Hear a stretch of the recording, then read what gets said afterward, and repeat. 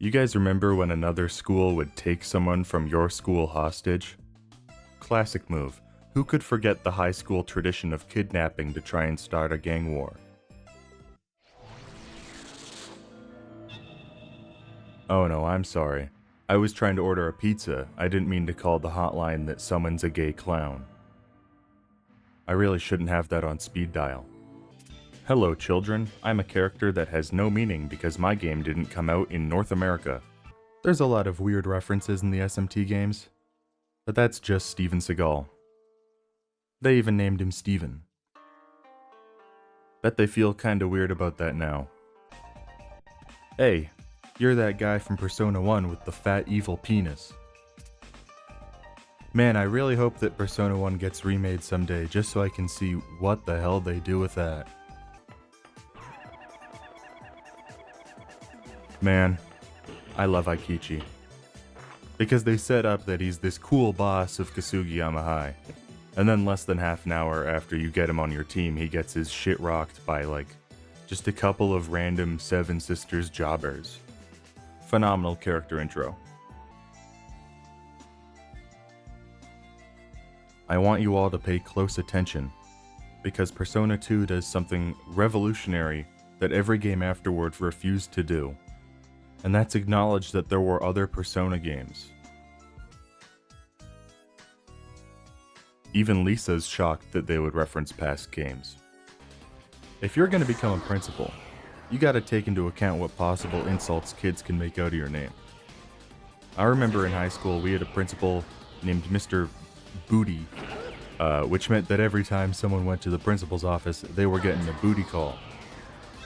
And the more he hated that term, God, the more we used it. So this is a very important note for anyone planning on playing Persona 2. Say that there's a casino and that the slots are easy. Now, you literally never have to worry about money. Ever again. Because you can sell the prizes. Same goes for Persona 1 and Eternal Punishment. Easy game. Let's try Discuss Manliness.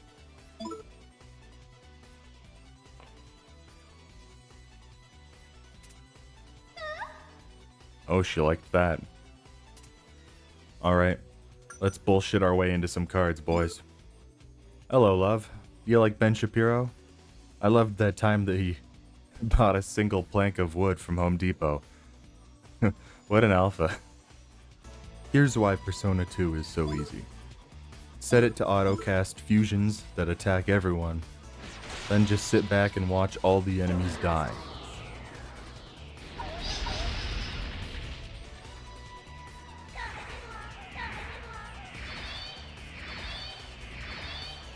Looks like you're all talk. And if you're lucky, like I just was, you'll get a Persona mutation too. Easy game.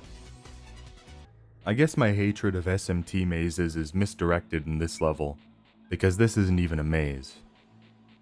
It's just a loop that you have to do over and over and over and over. Less as above, so below, more Groundhog's Day. But Bill Murray never had to summon a firestorm onto a gremlin in a pot, so that's a definite difference. I never really thought about it, but why were June and Tatsuya hanging out window shopping wedding dresses? I mean, I know the reason, and you know the reason, but don't ask Atlas because they don't know anymore. Oh my god, that's just Baofu. I hadn't met him when I first played this, so this had no importance to me, but that's totally Baofu. That's a really good cameo. Slash setup. Cheers, Persona 2. For the crime of being an annoying nerd, I sentence you to Mega Blaze. Go back to r/Persona, you weirdo.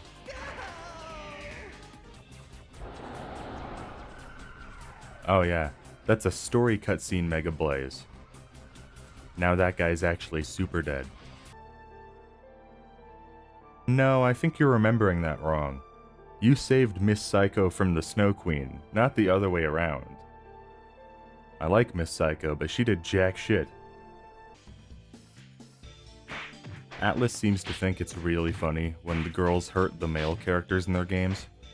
And you can usually chalk it up as bad taste comedy that just doesn't translate over here. But that one's barely a joke. That's just spousal abuse. Persona 2 only features the most evil and heinous demons, like evil furniture. I see that we've reached the part of Persona 2 where you just start murdering cultists like it's Resident Evil 4. You can't suplex them in this game, and honestly, I mark that down as a real missed opportunity. Alright, third machine on the left is clearly playing Persona 1.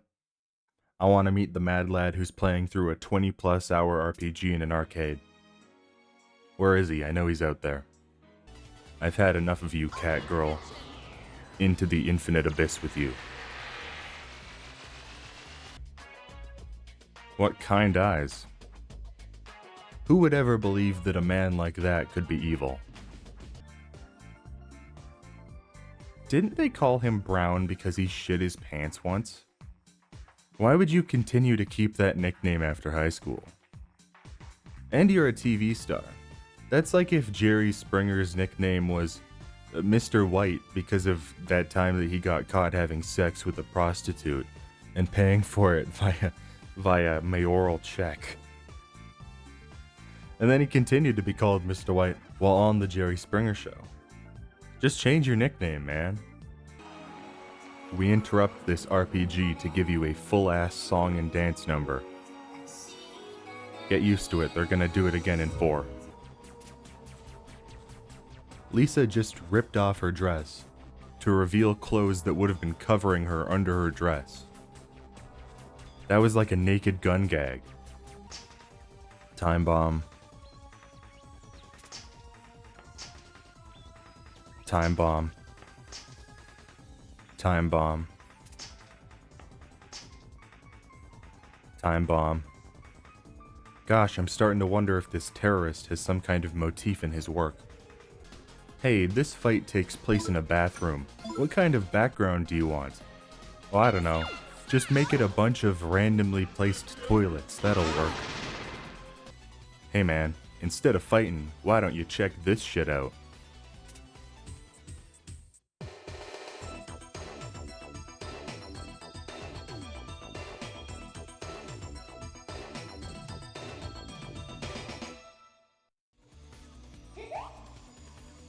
Wow, what an asshole. Listen, if Persona 2 can include Oboro Guruma, why can't Persona 3, 4, or 5? See, the fact that they don't include this demon is why Persona 2 is the best one, and if he shows up in Persona 6, that will be the best one de facto. How do we show that King Leo is evil? I don't know. What if he set an entire museum full of children on fire? Does that work? I still think that Persona 5 is the easiest Persona game, but the fact that you can just set your party to automatically do fusions and heal definitely puts this game up there. I mean, Persona 1's auto system was also easy to abuse, but this is a whole nother level. Yes, weaponize the children to discredit the idea that we're terrorists. Phenomenal idea. This isn't even the weirdest part of the game yet.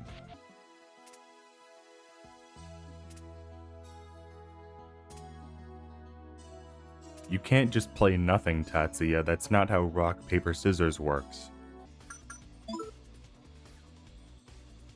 What? Oh yeah, Shadow Maya. I forgot.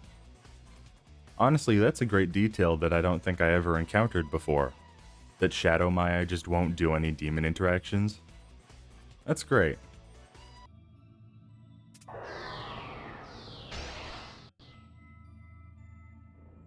Whoa. I'm seeing double. 4 Mayas. I promise I won't make that joke for every shadow. Be careful, Chinyon! I think she's up to something with that spear! Yeah. She's probably gonna stab me. That's what spears do. It's their main purpose. Do you not know how spears work, Lisa? I don't think it's the best system, but I think that Persona 2 has my favorite battle system. Just watching them hop all around the board, yelling and moving around, attacking from different angles, having to close the distance for a melee attack. I don't know, it does something to me that no other Persona battle system does. I prefer it much more to just standing in the same place and wailing on someone over and over. For those of you keeping track of the story, the 7 Pleiades are Mayans, and are actually aliens that guided humanity to create civilized societies. And their spaceship, Xibalba, is underneath Sumeru City, because the Mayans died in an intergalactic civil war. Now, Adolf Hitler, who never died, is back with the Fourth Reich in order to use the crystal skulls to learn the meaning of life and make the human race evolve into a transhumanist version of the Mayans called Idealians. Also, there's an evil clown named Joker who's actually June and believes that Tatsuya, Aikichi, and Lisa are responsible for burning down the shrine that Maya was in, even though that was the other Tatsuya that Joker's working with and Maya's not dead. We are still not at the weirdest part of this game. Oh yeah, and Hitler can fly. Which honestly is the most believable thing that's happening right now. Hey, what did you guys mock up as the background for the second phase of the Joker fight? You know, the big moment that a lot of the game has been building up to. Oh, well, I watched the second half of Hellraiser on TV the other day, and it gave me a couple of ideas. So here's a fun idea that never comes up in any of the sequels. Well, arguably Persona 3, but you can give away your Persona summoning ability. That's a thing you can do. I understand that important things are happening in the plot, but it's much more important that I do laps of this abandoned warehouse until all my new personas are maxed. Oh, the cultists are killing the Nazis. Okay, now I have to fight the cultists. Tiny victories. Now the Nazis are killing the cultists. I guess I have to fight the Nazis now. God, it's like I'm stuck in a loop. Alright boys, get ready for the best moment in all of Persona.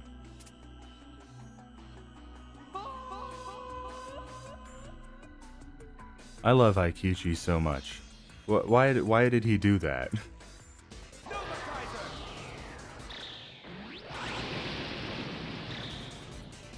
I love Nova Kaiser so much. It's just the world. He stops time and attacks you. It's just the world. Alright. Now that I've spent another hour running around a warehouse to max June's persona, we're ready to solve every fight for the rest of the game. See, if you do everyone's ultimate moves at the same time, in a specific order, you get Grand Cross, a fusion that basically clears the field no matter who's on it. This will carry us through the rest of the game. Oh no, a bunch of cultists. Grand Cross. Regular enemies. Grand Cross. Nazis. Grand Cross. The recreation of a childhood best friend created using imperfect memories to help transcend humanity. Grand Cross.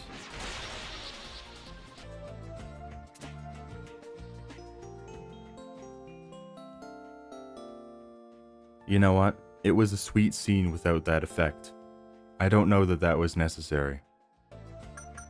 Remember when I called Joker a gay clown? Yeah, I wasn't joking. Persona 2 is a revolutionary inclusion in the Persona franchise because it lets you be gay. The bar is so low, Atlas, just let me kiss Akechi. And Mishima. And Yusuke. So it's the same persona as my Apollo. That's cool. Unfortunately for you, Grand Cross! So despite the fact that he jumped out of a clock tower, telling that student at the beginning of the game that he didn't die means that he survived. Now he's back and killing Nazis. I can't believe they gave the cameo character from Persona 1 a redemption arc. I love that Persona 2 sets up the Masked Circle as these giant villains.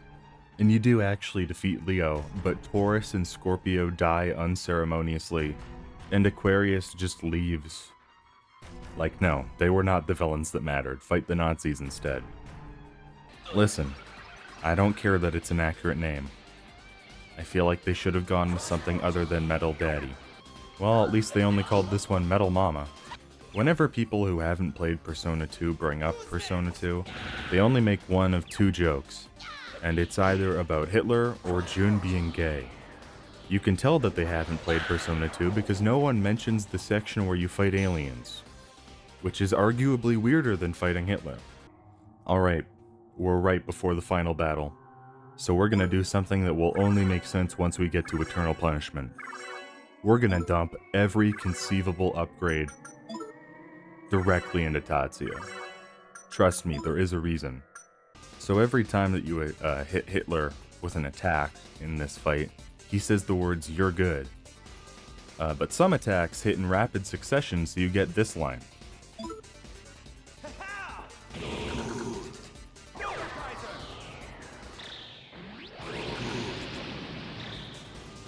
I mean, did he really have to say it after every hit? For those of you still not keeping track, Jun's dad wrote the Inlakek with Okamura, and then he died in the clock tower. And Jun lying about having a cool dad caused that dad to become real, but his fake dad was actually Nyarlathotep, and because Okamura believed what was written in the Inlakek, everything in it became true, including all of the shit about the last battalion and the Bolantiku. So Hitler and Jun's dad were actually Nyarlathotep the whole time. And now we're fighting Nyarlathotep, who is fighting using a body made entirely out of our dads. Now it's the weirdest part of the game. See, this is the final boss, so of course it requires a lot of careful planning and specific tactics to win. I'm kidding, of course, just slap that bitch with Grand Cross. And there it is. The big reveal.